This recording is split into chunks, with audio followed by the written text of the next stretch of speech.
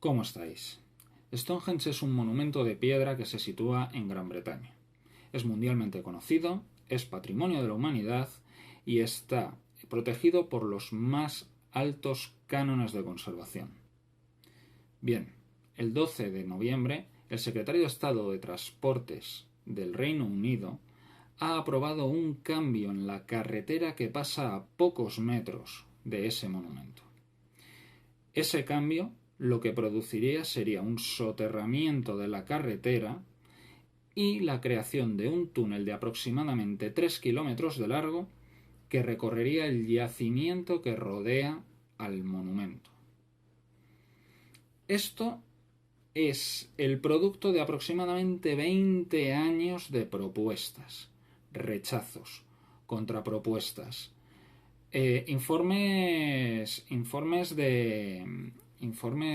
ecológicos, nuevas propuestas. Ya digo que son 20-25 años, pero parece que este va a ser el proyecto definitivo. En este vídeo vamos a ver las dos posturas, túnel sí, túnel no, y por qué las razones de cada una de las posturas para apoyarlo. Decir que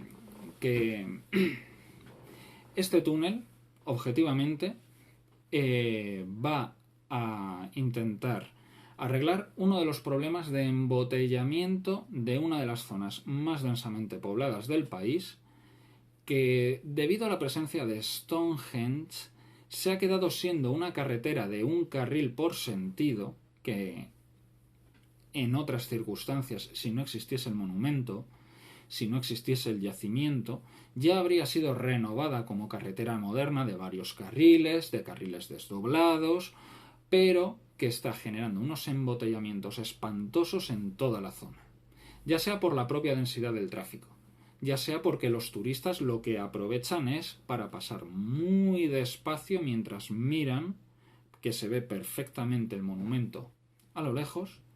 Ha generado una insatisfacción en los habitantes de la zona, transportistas, entre los propios turistas que intentan acceder a la zona, que ha generado que este proyecto salga adelante. De igual manera, un círculo de arqueólogos bajo el nombre de la Asociación de Stonehenge ha creado un manifiesto diciendo que es una barbaridad lo que se intenta hacer. Nosotros vamos a presentar las dos posturas. Por un lado, las dos posturas nacen de dos visiones de Stonehenge que son radicalmente diferentes. Una es el Stonehenge pequeño. Y me refiero a este Stonehenge pequeño como el monumento de Stonehenge. Stonehenge no es pequeño ni en tamaño ni en importancia, pero ahora veréis por qué lo llamo así. El monumento de Stonehenge es un alineamiento de piedras en una parcelación de terreno muy definida. No quiero hacer un estudio exhaustivo, digamos simplemente que a lo largo de los años se ha estudiado, incluso desde el propio siglo XVII, qué es Stonehenge, cuántas fases constructivas tiene, qué significa para la población de los alrededores y para la propia prehistoria británica. Y es un sitio de primerísima importancia. Siempre se le ha concedido esa importancia, pero no está de más insistir una y otra vez. Digamos que Stonehenge, entre el año 3000 a.C. y el 1600 a.C., tiene diversas fases constructivas.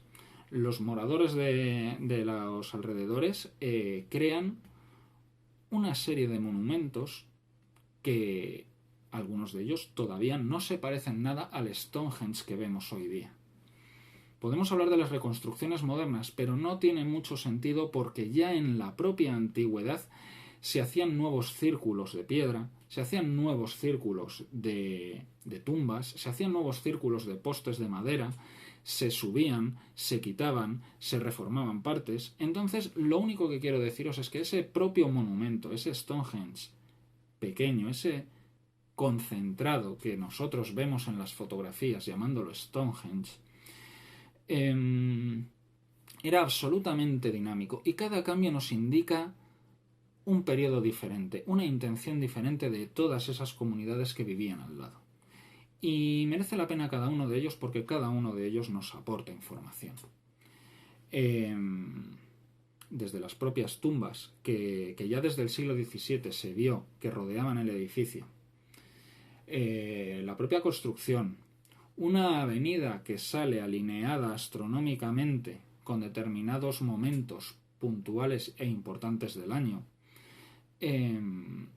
Stonehenge no solo capturó la imaginación de las comunidades de entonces, sino que cada una de las generaciones desde que en ese siglo XVII se ha estudiado ha quedado atrapada en su encanto.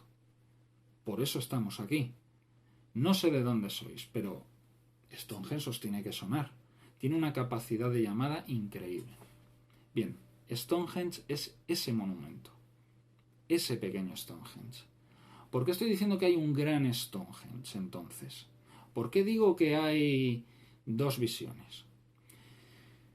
Hay un gran Stonehenge que es todo el territorio que rodea el monumento. Estamos hablando de que muchas hectáreas de tierra de la llanura de Salisbury están protegidas también con el más alto estándar de conservación nacional británico e internacional de patrimonio de la UNESCO. Stonehenge no es un monumento único y conviene recordarlo en todo momento. Stonehenge es parte de un complejo. Stonehenge es parte de muchas otras cosas.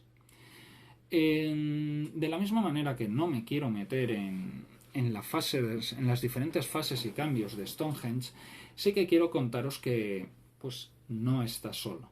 Se han localizado lo que se llaman cursus, o cursos en español. Son como avenidas delimitadas que se excavaron en el terreno en época del Neolítico, que servían para articular el territorio. Se han siempre se han visto porque son evidentes en el terreno, pero Stonehenge es solo uno de las parcelas de tierra, uno de los círculos, en este caso él fue construido con piedras, se han conservado y se están estudiando más círculos. Uno de ellos es Durrington Walls. Durrington Walls es un monumento mucho más grande que Stonehenge, de una tipología absolutamente diferente, lo que le da al territorio una articulación muy compleja y muy interesante. Hablaremos de él. Otra cosa es, por ejemplo, la avenida de Stonehenge. Stonehenge, circular, tenía, ya digo, una pequeña avenida alineada con los astros y con el sol.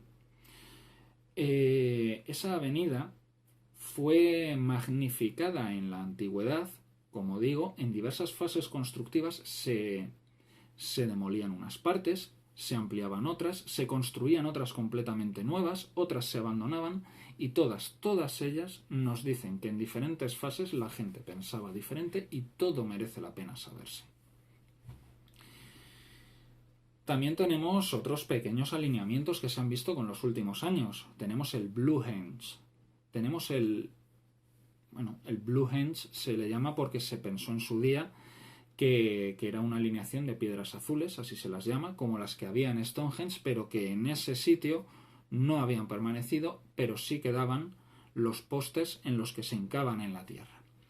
Woodhenge, el henge, el círculo de madera, al lado de Durrington Walls. Todo esto hace que lo que quiero transmitiros es que estas avenidas, estos cursos, estos henges, los propios, ellos los llaman barrows, son túmulos funerarios de la propia edad del bronce. Todo este terreno que está alrededor de Stonehenge, todo este terreno que está al norte y al sur de esta carretera, todo este terreno que va a ser excavado y va a ser completamente destruido por la construcción del túnel, es riquísimo en yacimientos. Es la parte más fértil, es es un entorno que siempre ha sido rural, se ha conservado de la mejor manera que se puede conservar en un país tan densamente poblado y nos da una información de las primeras comunidades sedentarias de esa parte de Europa que la sola perspectiva de abrir un túnel hace que bueno, pues un grupo de arqueólogos haya creado la alianza de Stonehenge para intentar impedirlo. Porque no solo tenemos la obligación de protegerlo, también de legárselo a las generaciones futuras. Y cuando digo legárselo a las generaciones futuras, voy a hablaros de los diferentes descubrimientos, las técnicas arqueológicas que no existían a lo mejor hace 1 o 2 generaciones, y de los los avances en las excavaciones, los nuevos descubrimientos que en esos 20 años, desde que existe ese proyecto de túnel, se han hecho en Stonehenge, que son muchos y le dan una profundidad y una diversidad que hace que perder, aunque sea unas pocas hectáreas de terreno, sea muy lesivo y muy contraproducente.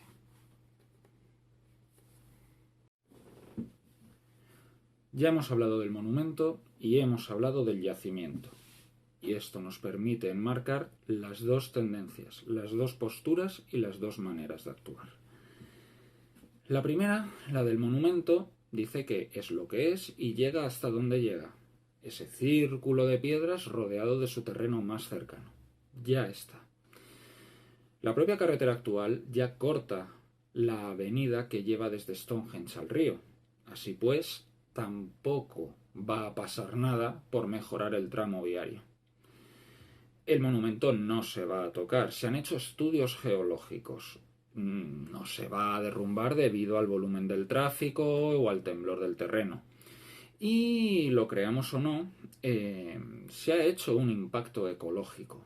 Por ejemplo, hace ya unos años se cerró una pequeña carretera que iba por el norte del monumento y que también pues afeaba la vista. Esa se consiguió cerrar, se consiguió vallar y hacer de ella un terreno rural más. Un camino pedestre o campos, simplemente. Hay una sensibilidad ecológica y hay una sensibilidad visual y turística. Esta sensibilidad turística se refiere a la gente que paga, porque es un monumento de pago turístico, de acceso de pago. Podemos pensar si caro o no, pero los edificios necesitan conservarse.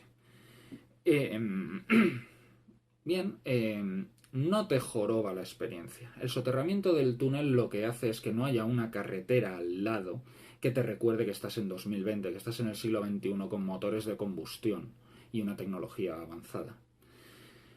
Esto lo que te hace también, pues te pueden decir que quita toda esa contaminación visual, no solo de los coches, sino también de la polución, que te permite pues ver los alineamientos astronómicos que se producen en determinados momentos del año. También, pues, que una carretera de 2 carriles sin desdoblar se convierta en un túnel desdoblado cada sentido, 2 carriles por sentido, pues realmente hace que el tráfico vaya a mejorar y entre en ese siglo XXI. La infraestructura se renueve, sea más segura, etc. Tiene mucho sentido. De hecho, tiene todo el sentido. Pero claro, está circunscrito al monumento. Y luego tenemos el yacimiento. Sí, se va a destruir, pero en esa visión ya está muy estudiado. Ya, o sea, como he dicho, desde el siglo XVII, que se empezaron a abrir zanjas, a excavar tumbas y de todo. Bueno, pues, a ver, aquí hay esto, aquí hay lo otro, sirve para esto. Se puede hacer, no es muy costoso ni siquiera arqueológicamente. Así pues, tenemos un monumento que va a quedar realzado, una circulación que va a quedar mejorada y más segura, y realmente pues puede quedar una cosa bonita. Llamémosla estéticamente bonita y respetuosa con el medio ambiente. Es una postura bonita que puedo entender y que está ahí y que se está llevando adelante. La asociación de Stonehenge, que ya digo que son este grupo de arqueólogos y académicos que están en contra, dicen que no, que el yacimiento sigue dando mucha información, que se están investigando nuevas técnicas, que se están implementando esas técnicas y que realmente merece la pena visitar esos yacimientos una y otra vez con los nuevos avances que se van produciendo. Son las dos posturas. Como veis, podemos conectar rápidamente con cualquiera de las dos de ellas. Ahora yo me mojo y digo que yo prefiero la postura del Stonehenge grande y del yacimiento. Es una opinión, pero dejadme que la base en hechos, en cosas, eventos, interpretaciones que han sucedido, y me voy a centrar en los últimos 20 años. Lo hago así por una razón. A finales de los 90, año 2000, es cuando se propone la primera tentativa de túnel. Era más corto, era de otra manera, pero bueno, poco a poco el túnel sigue, se va discutiendo hasta que se aprueba en 2020. 20 años, una generación. Y yo digo, con los datos en la mano, ¿qué ha pasado? ¿Qué pueden aportar los que aprueban la preservación del yacimiento para una sola generación? Tanto han cambiado las cosas, tanto ha cambiado el entendimiento que tenemos de Stonehenge y de su zona adyacente. Lo cierto es que sí. Creedme, ha cambiado y mucho. Desde el año 2000... Primero quiero hablaros de toda la renovación de lo que es la arqueología. Todos tenemos una idea de la arqueología, las técnicas, el estudio del terreno, diferentes técnicas que se han ido modernizando con el tiempo, pero es que en la última generación ha habido unas renovaciones que es que nos están haciendo cambiar por completo los libros de historia. Quiero centrarme en tres avances tecnológicos que tienen su impacto en la arqueología y que han tenido su impacto en Stonehenge. El primero son los estudios genéticos. Bien, todo el mundo sabe que la medicina avanza a pasos agigantados. Hemos conseguido meternos en el contenido mismo de las moléculas de las células. Hemos conseguido averiguar cómo funciona el ADN y hemos conseguido averiguar que el ADN recuerda. Por ejemplo, os pongo el ejemplo de la EVA mitocondrial, de los haplogrupos Y masculinos que nos permiten trazar mapeados de grupos humanos, dónde se han originado, hacia dónde se han movido, cómo han cambiado, cómo han sido sustituidos, cómo se han impuesto. Bien. Os pongo, por ejemplo, los neandertales. Nosotros sabemos que si los neandertales eran pelirrojos, que si tenían diabetes, que si tenían propensión a determinadas enfermedades, que si al cruzarse con los humanos, que se cruzaron cuántas veces y hace cuánto, mejoraron nuestro sistema inmune, si nos hicieron más propensos a la depresión. Todo eso por los genes, todo eso por paleogenética. Bien, pues también hay datos genéticos en Stonehenge, bastante interesantes. Paleogenética. Otro, por ejemplo, es el LIDAR, ¿vale? El LIDAR son estudios geográficos en los cuales se hace mediante técnica de láser un estudio del terreno. Esto permite, por curioso que parezca, permite eliminar la interferencia de árboles y determinadas estructuras modernas, y mediante el láser se mide el tiempo de retardo de la señal y su vuelta y nos permite ver diferencias del terreno de centímetros, de milímetros. Bien, se pueden ver caminos, se pueden ver estructuras, se pueden ver cimientos. Para que os hagáis la idea, bueno, se pueden ver edificios enteros. En Stonehenge ha permitido pues ver todos esos caminos y ver esas pequeñas estructuras, etc. Pero es que, por ejemplo, en arqueología maya se pasa con un avión por encima de una selva bien crecida, se pasa el LIDAR y te dice dónde hay ciudades mayas que eran absolutamente desconocidas. Está revolucionando determinados campos y como eso, pues en Camboya, en Tailandia, en sitios donde realmente hay mucha vegetación. En Stonehenge es una pradera, pero da juego. El LIDAR, la exploración por láser del terreno, de la superficie del terreno. Y un último avance sería la arqueología magnética. La arqueología magnética lo que te permite es, mediante radiación magnética, mediante pequeñas ondas electromagnéticas que lleva una persona en un aparato que puede llevar en la espalda, que pueden llevar entre dos, que se lleva en un carrito, depende del modelo, te permite pasar por el terreno y ver la densidad del suelo. ¿Para qué nos sirve ver la densidad del suelo? Pues te permite, sin excavar el terreno, tú para ti lo que es una llanura monótona, siempre igual, pues te permite ver diferencias de densidad en el terreno. Eso indica si abajo sigue habiendo tierra, por ejemplo, tierra cultivable, o hay una estructura de piedra. Eso te permite ver si se ha excavado un hoyo y luego pues con el tiempo se ha rellenado, pero claro, con otro tipo de tierra que te deja otra densidad y te deja ver, por ejemplo, hincamientos de postes y de rocas en el terreno. Las rocas de Stonehenge, piedras hincadas. ¿Veis por dónde voy, verdad? Bien. Genética, láser y magnetismo. Esto podía ya existir o ya era incipiente en los años 90, cuando se empiezan esas primeras propuestas de túnel. Lo que pasa que, bueno, pues han avanzado una barbaridad y se han empezado a aplicar y se están aplicando desde hace tiempo a Stonehenge, con unos resultados que son increíbles. Son increíbles. Me voy a centrar ahora un poco en Stonehenge Riverside Project, el proyecto del Stonehenge cercano al río. Entre 2003 y aproximadamente 2010, una persona que se llama Mike Pearson, un profesor inglés de universidad especializado en el neolítico, no solo de Gran Bretaña, sino también de otras partes del mundo, fue el encargado de este proyecto, de llevar a cabo este proyecto. ¿En qué consistía este Riverside Project? Primero, prospectar, ver las áreas más interesantes que podían interesar. Ellos se centraron sobre todo en el lado norte del yacimiento, es decir, tenemos la carretera al sur, justo al norte de la carretera Stonehenge, y la zona de los cursus, la zona de la avenida y la zona de Durrington Walls.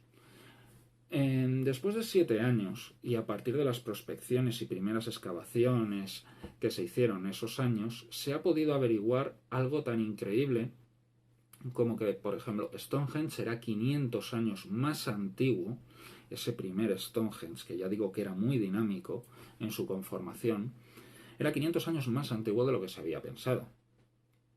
Se estudiaron los cursus, una especie de avenidas procesionales que no sabemos exactamente para qué servían, quizás para eventos deportivos. Por ejemplo, en uno de los extremos de una de ellas hay astas de ciervo y flechas. Podía ser, pues, que se reuniese la comunidad, por ejemplo, y practicase el tiro con arco, que se reuniesen clanes de diferentes zonas en esa zona para parlamentar. Bueno, tenemos unas ciertas ideas. No dejaron cosas escritas, con lo cual nos lo tenemos que imaginar. También averiguaron que la avenida que junta Stonehenge con el río, no solo no fue construida toda al mismo tiempo, sino que sale una, está alineada astronómicamente, y luego ya después se estiró para llegar al río. Y que en el río, gracias a ese magnetismo y a esas nuevas técnicas, había un círculo, el que se llamó el Blue Henge. Se pensaba que era un círculo como Stonehenge, en el que si tú venías desde el río te recibía esa pequeña estructura, ibas por la avenida y llegabas a Stonehenge. No se ha conservado. Se pensó en su momento que tenía piedras como las de Stonehenge, las que se llaman piedras azules de Gales. Y bueno, no se ha conservado ninguna, pero quedaron los postes y gracias a ese magnetismo se ha podido ver. También importante, averiguaron que Durrington Walls, que es el super henge, se le llama así, el henge, la estructura más grande de la zona, era la zona de habitación. Es decir, esa zona estaba conectada también con el río como Stonehenge, pero que Durrington Walls tenía unos postes de madera, toda la arquitectura era de madera, mientras que la de Stonehenge era de piedra. Y en base a paralelos actuales se ha podido determinar que el terreno estaba articulado de manera que Durrington Walls era la zona de los vivos, porque estaba edificada en madera, que es más del día a día, más como nosotros que envejecemos y morimos, mientras que Stonehenge era la zona del cementerio y era la zona que estaba construida en piedra y conectaba más con la muerte y con lo inmortal que es el cielo sobre nuestras cabezas. Es decir, la arqueología espacial ha conseguido articular el paisaje de una manera que hace 20 años no se sabía. Además descubrieron a lo largo de Durrington Walls un círculo, pues de eso, de postes de madera. No está mal para 10 años. Estructuras de acceso al río, avenidas que llevan al poblado de los vivos y al poblado de los muertos, y nuevos estudios en los diferentes cursos. Bien, eso en cuanto a estructuras, pero también hay elementos singulares. En esos elementos singulares podemos tener tumbas. Por ejemplo, en el año 77, que eso ya queda fuera de este espectro, se descubrió al arquero de Stonehenge. Alrededor de la propia estructura de Stonehenge, un esqueleto humano. Bien, en el año 2013 se descubrió en el pueblo de Amesbury al rey de Stonehenge. Se le llamó así en la prensa debido a la riqueza y variedad de su ajuar. Un señor que tiene un ajuar que no es comparable a nadie en Inglaterra de la época. Este rey de Amesbury, que se le llama actualmente el arquero de Amesbury, primero, portaba elementos extraños, es decir, era la Stonehenge, el megalitismo en las Islas Británicas se construye en el Neolítico y después es sustituido por lo que se llama la cultura del vaso campaniforme, que tiene otra manera de actuar y tiene otros objetos materiales, y viene de Europa, llega a las islas y sustituye ese megalitismo. Ese hombre de Amesbury llega cuando se están construyendo literalmente las piedras del Stonehenge que conocemos, una de las últimas fases. Gracias a la arqueología genética, se sabe que venía del continente. Determinados isótopos en su esqueleto y determinados objetos en su ajuar, sabemos que no solo venía del continente, sino que venía de la zona de los Alpes. Actualmente se cree que era un herrero mago. El arte de la metalurgia, de cambiar una cosa transformándola en otra, tuvo en esas sociedades un punto de magia y un punto de etéreo, un punto cosmológico que incluso a día de hoy no se nos escapa. Bien, gracias a la arqueología genética se sabe que ese arquero de Amesbury, descubierto hace 10 años, es familia del arquero de Stonehenge, que se descubrió hace 40.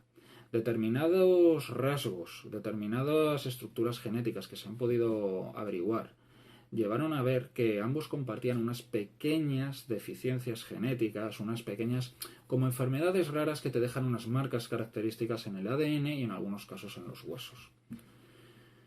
De igual manera, a la vez, ya decimos que esta gente venía del continente, por algunos objetos, pero es que se sabe que la cultura del vaso campaniforme que colonizó las islas británicas no lo hizo de una manera cultural, sino también demográfica. Sustituyeron a la población en gran medida. La sustituyeron. Y claro, eso te presenta unos paralelos modernos bastante incómodos y que dan bastante que pensar. Es decir, los estudios genéticos ahora están generando un volumen de información, de movimientos de población, de sustituciones, de solapamientos, que están haciendo correr ríos de tintas en el mundo académico y que llegan al conocimiento general, al periodismo en general. De igual manera, para que nos hagamos a la idea, hace unos poquitos años, en 2003, los arqueros de Boscombe, una zona particular que hay cerca de Amesbury, se descubrió que 3 adultos, un adolescente y 3 niños fueron enterrados. Los adultos en el centro y con el adolescente y los niños alrededor. Bien, esos adultos y el adolescente estaban vinculados genéticamente, eran familia, pero los niños no. ¿Por qué los niños? ¿Qué hacían ahí los niños? ¿Por qué alrededor de ellos? Nos genera muchas preguntas. A lo mejor hace 50 años nos hubiésemos dicho eran todos de la misma familia. Bueno, como os digo, nuevas técnicas llevan a nuevas preguntas y a nuevas respuestas. Bueno, ya para terminar, después de ver que nuevas tecnologías llevan a nuevas articulaciones del territorio, que llevan a nuevos descubrimientos, que llevan a vincular unos descubrimientos con otros, os diré simplemente como muestra, ya para terminar, que la Universidad de Bradford ha hecho un descubrimiento súper interesante. A mitad del 2020 ha salido un estudio. Ya os he dicho que Durrington Walls es, digamos, el centro comunal de toda esa zona. Es donde vivía la gente, es el poblado. A lo largo de los últimos 20 años se vio que había a 500 metros de Durrington Walls una fila de postes de madera, de la que quedan los hoyos. Bien, a mediados de este 2020, ya digo, se han descubierto, gracias a esta arqueología magnética, anomalías del terreno, se ha visto que hay una serie de agujeros enormes, estamos hablando de 5 metros de profundidad y 10 metros de diámetro. Hay una serie de agujeros que van describiendo una circunferencia aproximadamente a 2 kilómetros del poblado. ¿Cuál era su función? No lo sabemos. ¿Por qué lo hicieron? No lo sabemos. ¿Qué aspecto tienen? No está excavado. Es simplemente por diferencias de densidad del suelo. Aún no lo sabemos. Pero es muy estimulante.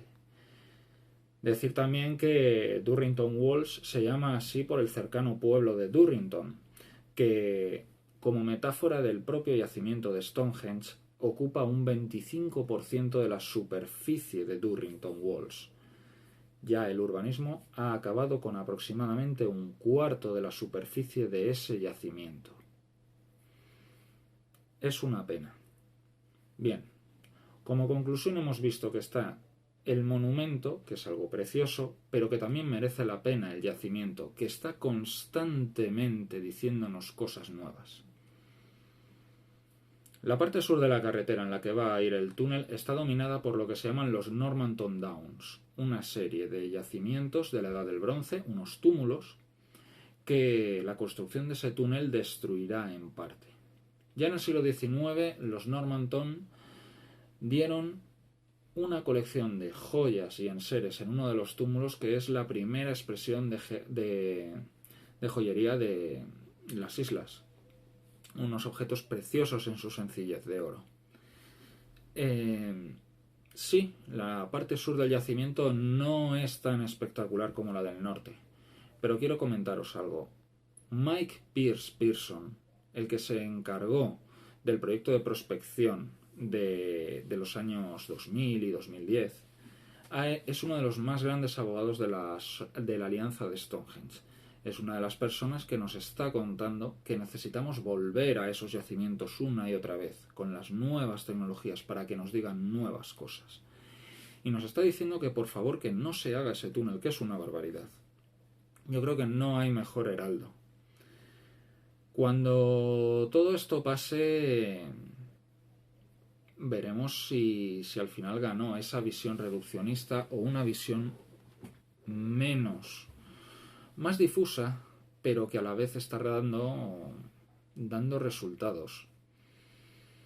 El yacimiento de Stonehenge se está empeñando, año tras año, capa tras capa, campaña tras campaña y avance tecnológico tras avance tecnológico en ofrecernos nuevos resultados, nuevas visiones, nuevas concepciones de quién era esa gente, qué hacía ahí y cómo interactuaba con su entorno, cuáles eran sus creencias, cómo se organizaban. Yo creo que darle una oportunidad al yacimiento no es descuidar el monumento.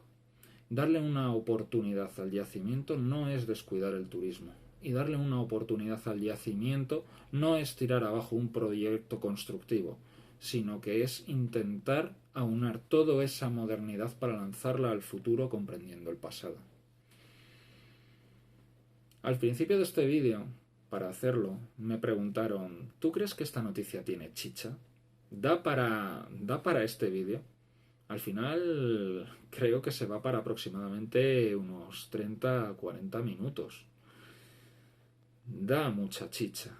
Da mucha chicha, y lo que quiero deciros es que si hubiese grabado este vídeo, si hubiese habido la tecnología hace 10 años, os diría cosas muy diferentes. Hace 20 años faltaría la mitad. Hace 50 años no es solo que no se hubiese descubierto algo o que faltase una técnica, es simplemente la complejidad, las nuevas dimensiones de lo que estamos encontrando.